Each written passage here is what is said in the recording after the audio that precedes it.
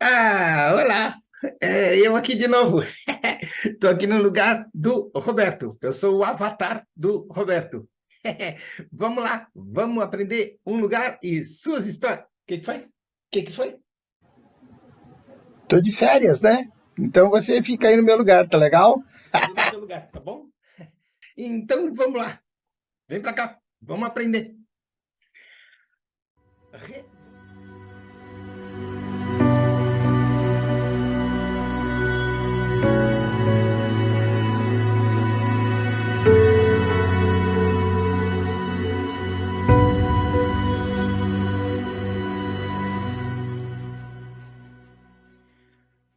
Revolução Industrial. E nós estamos falando do Enem.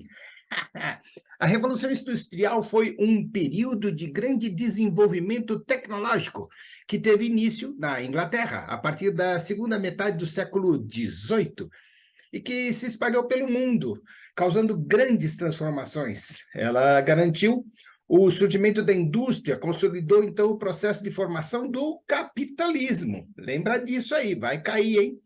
O nascimento da indústria causou grandes transformações na economia mundial, assim como no estilo de vida da humanidade toda, uma vez que acelerou a produção de mercadorias e a exportação de recursos de natureza. Além disso, foi responsável por grandes transformações no processo produtivo e nas relações de trabalho.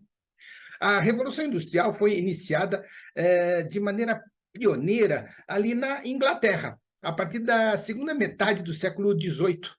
E a gente atribui a esse pionismo, né, dos ingleses pelo fato de que lá foi que surgiu a primeira máquina a vapor, 1698, construída por um sujeito chamado Thomas Newcomen e aperfeiçoada depois por um outro chamado James Watt, em 1765.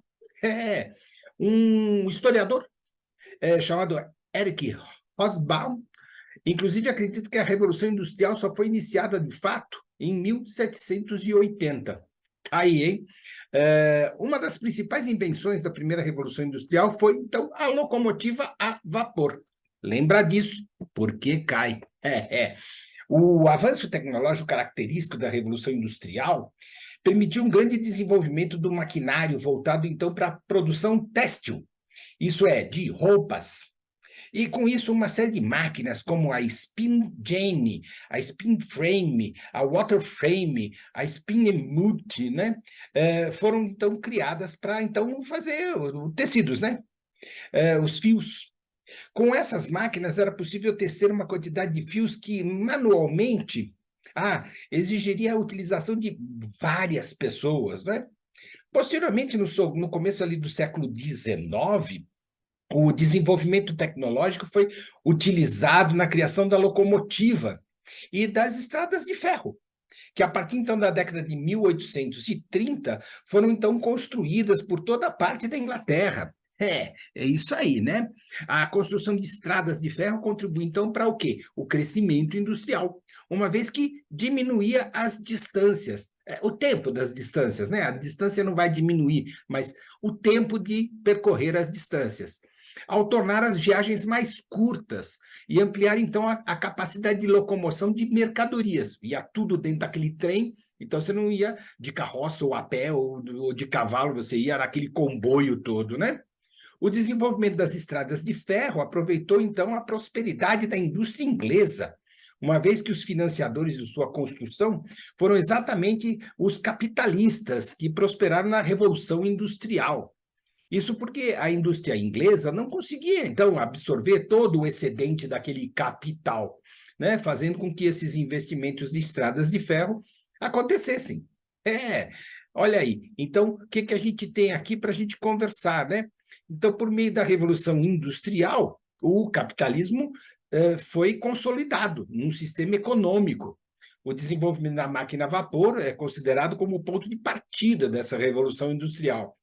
Profundas transformações no modo de produção e nas relações entre o patrão e o trabalhador. Durante o auge da Revolução Industrial, os trabalhadores ingleses recebiam salários muito baixos e eram obrigados a suportar uma longa jornada de trabalho. A intensa exploração do trabalho do proletariado fez com que trabalhadores se organizassem, então, em sindicatos. Dois movimentos de trabalhadores foram importantes, o ludismo e o cartismo. A Revolução Industrial aconteceu de maneira pioneira na Inglaterra, então, na junção de fatores que englobam grandes reservas de carvão, os cercamentos e o excedente de capital existente ali naquele país, né? As transformações econômicas, sociais e tecnológicas proporcionadas, então, pela Revolução Industrial dividem-se em fases, segundo os avanços produtivos no campo científico e em diversas outras áreas do setor econômico e industrial. Mas para não ficar muito longo, a gente continua isso na próxima segunda-feira. Tudo bem? Então, até lá. Se você gostou, bota lá no sininho para receber mais. Se você não gostou, avisa aí a gente dando o negativinho aí pra gente, tá bom? E a gente se vê. Até lá, tudo de bom.